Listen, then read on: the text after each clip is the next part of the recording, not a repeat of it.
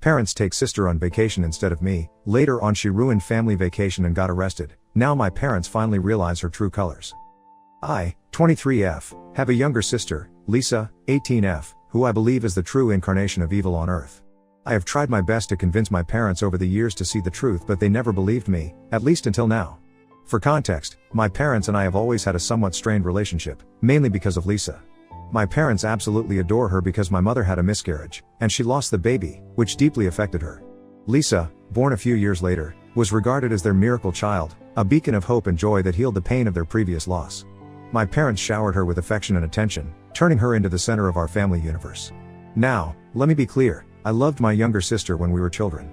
It's just that I slowly started realizing that Lisa had an incredible talent for manipulation that none of my family members were able to grasp. She knew how to twist the story in her favor, and she was a master at playing the victim card. Once on my birthday, I got this amazing antique pocket watch from our grandparents. I was so happy with it as my grandmother told me that it was a family heirloom. But Lisa, well, she was clearly jealous and kept asking if I could share it with her. I said no because it was a gift for me on my birthday. She tried to persuade our parents, but since it was from our grandparents, they couldn't do much. That night, Lisa, who knew I was terrified of spiders, placed a house spider inside my pillowcase, ensuring I would discover it when I went to bed. I awoke to the horrifying sensation of a spider crawling over my skin and started screaming. My parents rushed to my room in concern. Lisa acted all surprised and caring, but later, she admitted to me with a creepy grin when we were alone, that she put the spider there to teach me a lesson. I was shocked by how casually she confessed, without any remorse. Another time, I remember when I had a crush on my classmate, Mark, and I finally had the courage to invite him over to watch a movie with me. I was feeling all giddy and excited and had carefully picked out a dress to impress him. But, as soon as Mark arrived at our house, Lisa deliberately spilled a glass of juice all over my dress and started laughing at me. I was mortified and had to change, all while trying to hide my embarrassment. As if that wasn't enough, Lisa started telling Mark embarrassing stories from my childhood, making me feel utterly humiliated. She didn't leave us both alone the entire time we watched the movie. When Mark was about to leave, Lisa smirked and told him that he could do much better than me. Mark, who had been uncomfortable the entire time, left in a hurry. I just couldn't believe how cruel and cunning my younger sister could be. Over the years, I told my parents about her antics several times, but they always chalked it up to her being young and naive. They just couldn't see her for who she really was. Whenever I complained, they just dismissed me and thought of me as the troublemaker in the family. So, I eventually stopped speaking up about her. Lisa continued being their favorite child, while I, always straightforward, often felt like the outsider in my own family. I focused on my studies and managed to get into a good college. This gave me a chance to move out of our house and have a better life in college. However, every time I returned home during breaks, Lisa made it abundantly clear that she despised having me back in the house. She would deliberately ignore me, refusing to engage in even the most basic of conversations.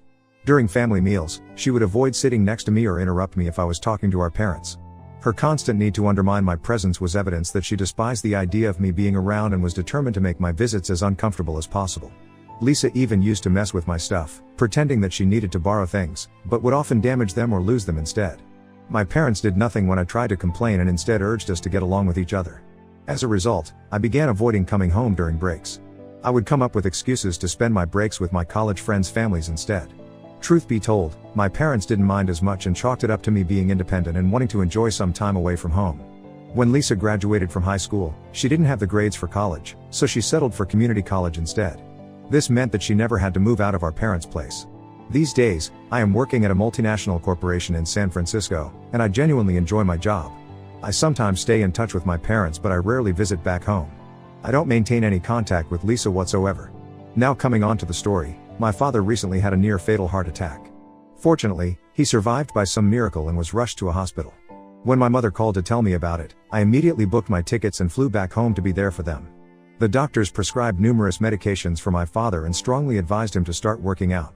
Since being discharged, my father has expressed spending more time with us as a family and told me how lucky he was to be saved from the brink of death. I understood where my dad was coming from, so I continued spending a few days at our house. My job has the option to work remotely, so it was no problem. However, I noticed that Lisa was deeply agitated that I was back. I tried my best to avoid her because we were both older now, and I didn't want to argue after our dad's heart attack. One morning during breakfast, my father suggested that we all go on a family vacation as it had been a long time since we all went somewhere together. Initially, I had my reservations, but knowing how important it was to my dad, I agreed. As for Lisa, well, she wasn't thrilled about it, but she had no choice but to go along with the plan. My father made all the arrangements for our flights and accommodations. I had planned my leave from work well in advance and informed my colleagues not to contact me during this time, as I genuinely wanted to enjoy quality time with our parents. However, when we arrived at the airport, I found out that my flight ticket had been cancelled. I exchanged puzzled looks with my father, who kept insisting that he had booked and paid for my ticket. When we checked further, it turned out that out of the 4 tickets, the one with my name on it in particular had been mysteriously cancelled. As I stood there, trying to comprehend the situation, I looked over at Lisa. She had a sly smile on her face as she stared at me. It was a look I had seen so many times before, the same expression she wore when she had successfully pulled off one of her manipulative tricks. I realized at that moment that she was the one who had cancelled my ticket, probably from my father's computer. I started yelling at her as she continued to stand there smiling at me. I pointed out to my parents that it was Lisa's doing, as she never wanted me to go on this family vacation in the first place. Instead of believing me, my mother immediately dismissed my claim, saying your sister would never do something like that. She went on to tell me that I should stop being jealous of my younger sister and that it was just a freak accident that my ticket had been cancelled. My father also tried to justify that this might have been an airline mistake and I should not blame it on my sister. I was utterly frustrated that my parents couldn't fathom that their beloved miracle child would be behind such a deception. At this point, there was nothing that I could do. My ticket was already cancelled and there were no other flights for that day. While it was possible for me to catch a flight the next day, I didn't relish the idea of returning home, booking a new flight, and traveling alone. After all, this was supposed to be a family trip. I was also dreading sharing a room with Lisa during this trip. I had hoped that she had matured over the years, but if she was behind the cancellation of my flight ticket, I couldn't help but wonder what other schemes she might have in store to make my trip miserable. My father was initially hesitant, suggesting they could all go back home and plan a new trip later, but he then started talking about how it had been ages since he went on a vacation. My mother agreed, telling me that I always travel a lot for work, so I wasn't going to miss out on much on this trip if I didn't go. Their comments really got to me. It felt like they wanted me to insist they continue to go on this vacation without me. I told them that they were welcome to continue with their vacation if they wanted, and they readily agreed. Although I didn't want the money they had spent on the tickets and rooms to go to waste, I was sad that they didn't care whether I joined them or not. It became clear that they didn't mind going on this family vacation as a family of 3. So there I was, standing alone at the airport as my parents and Lisa headed for their much anticipated vacation. I decided to return to my home in San Francisco, not wanting to spend a day further alone in our family house. I tried my best to put the incident behind me and focused on enjoying the rest of my leave that I had already taken from my work. I reconnected with old friends and spent my days engrossed in books, turning my break into a solo staycation. During the trip, my parents would sometimes video call me and I could see how much they were enjoying the trip without me. It was like my absence didn't really affect their trip in any way. Although I wasn't too heartbroken about missing the vacation, I couldn't help feeling excluded. It was yet another reminder of the favoritism that had always existed in our family. I hoped that someday they would see through Lisa's true nature, and I guess my wish finally came true. A few days into their vacation, I woke up to several missed calls from my mother. Worried that my father's health might have taken a sudden downturn, I immediately called her back. Thankfully, she picked up, but she sounded extremely distressed. I asked her if everything was okay and she went on to explain that something deeply troubling had happened. Apparently, my parents had noticed that my father's essential heart medications were disappearing day by day. It was an alarming situation, as my father couldn't afford to miss his medication, given his fragile health. They were in a foreign country and didn't know if the same medicine would be available outside of the US. They were genuinely concerned about the missing pills and searched their room everywhere in vain. My mother had gone to Lisa's hotel room, which was adjacent to theirs, to borrow some sunscreen while Lisa was out. To her utter shock and dismay, she discovered all the missing medicines carefully tucked away inside Lisa's bedside table. It was a chilling revelation and she immediately called for my father. He rushed in and found all his medication that had gone missing the last few days. I guess this is when the truth dawned on them that their beloved daughter, the so-called miracle child, had been intentionally jeopardizing my father's health and putting him at great risk.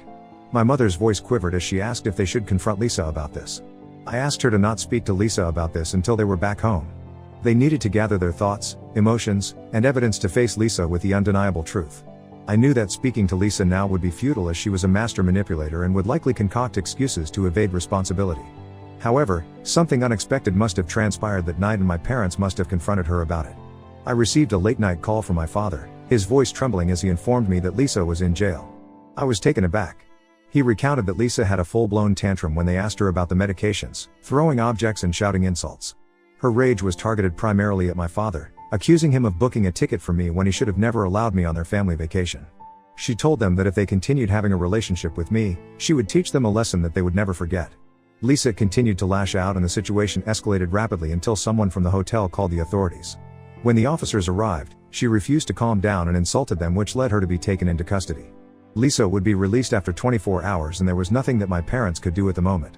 Desperate to return home after Lisa's release, my parents had then tried to reschedule their flight. However, their plans were foiled when they discovered that their passports and wallets were missing. It turns out that Lisa had either discarded their passports or hidden them away, but for now, they were stranded in a foreign country with no passports or wallets. I guess this was the first time that my parents started to see my sister for who she really was. My mother, who had persistently defended Lisa for all these years, was now begging me to help as they didn't have any money or their documentation to fly out of there. She was overwhelmed, shocked, and distraught at the realization of her angelic daughter's true nature. I told them not to worry, and that I would send them money using Western Union, but they had to find their passports first so they could return back home. I was certain that Lisa hadn't discarded them. My parents were finally realizing that I had been the honest one all along about her antics and were grateful that I was helping them out despite them not taking me on this vacation. They apologized for their behavior. While part of me wishes I could forgive my parents, it's hard to shake the feeling that I've been deprived of their love for all these years due to their favoritism towards my sister. So, Ida for not forgiving my parents that they went on this vacation without me, and now that they get a taste of it they come back begging for my forgiveness? Update 1. Every day, my parents call me with updates, and I am growing increasingly anxious about their situation. You see, after Lisa was released from jail the next day, my parents threatened her to give them back their passports or they would call the authorities on her again. Faced with no other choice, Lisa eventually revealed where she had hidden their passports. Upon their return home, my parents confronted Lisa and made it clear that she needed to gather her belongings and leave.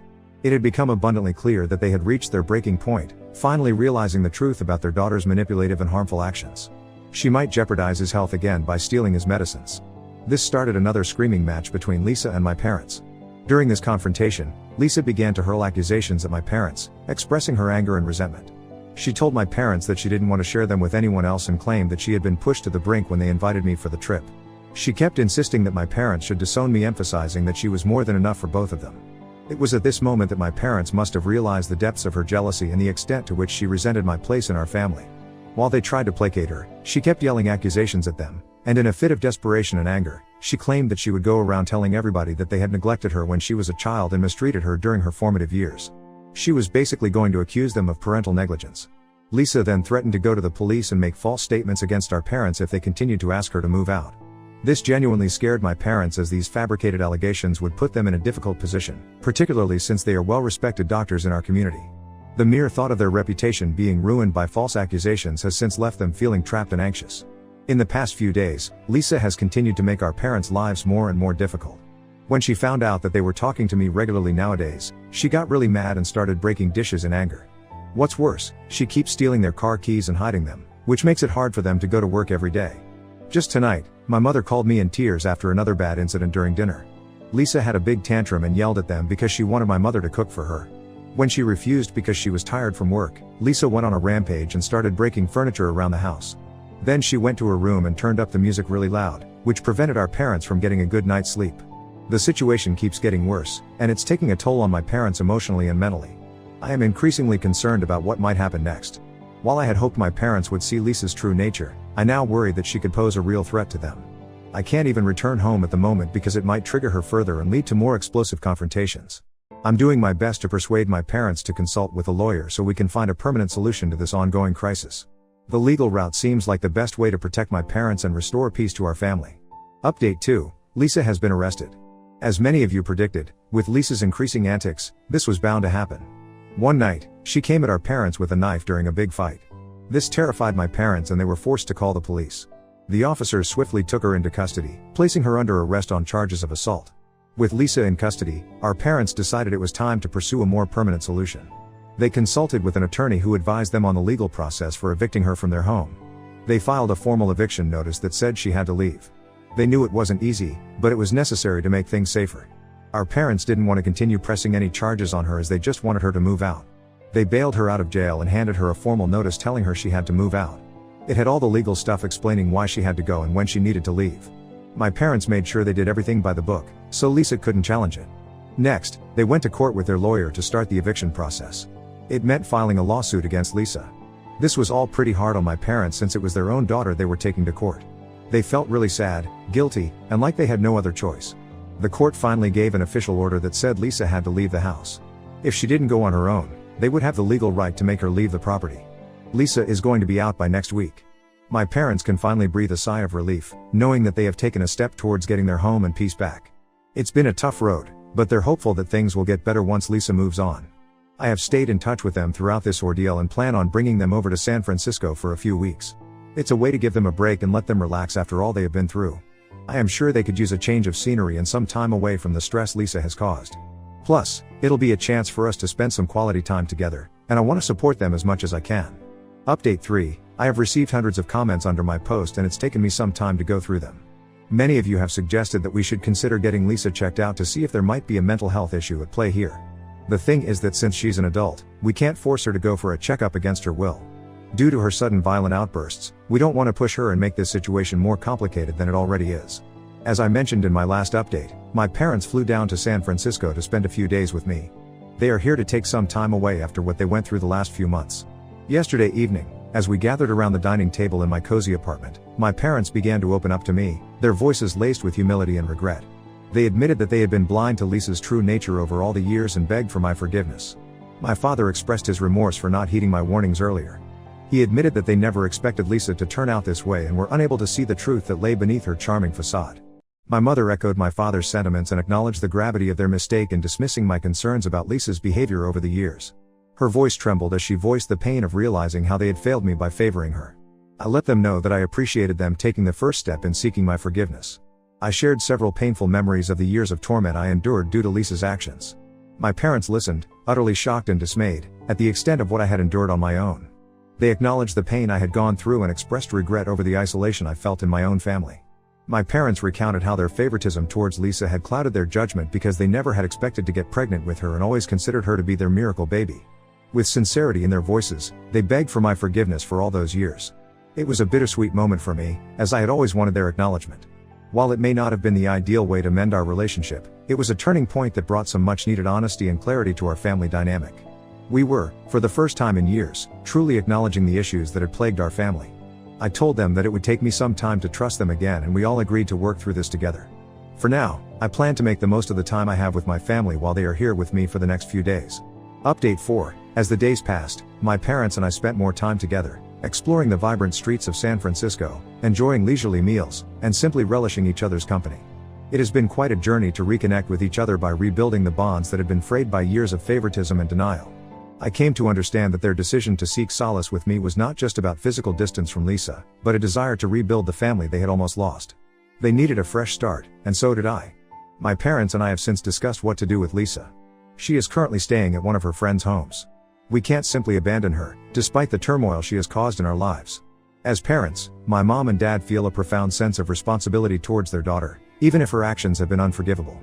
We have come to terms with the fact that her behavior might not be just willful mischief but might be indicative of deeper issues. We plan to explore the possibility of a mental health evaluation to better understand her condition. However, since Lisa is an adult, we can't force her into such an assessment and plan to find a way to encourage her to seek help voluntarily. My parents plan on reaching out to Lisa once they are back home to see if she is open to a discussion.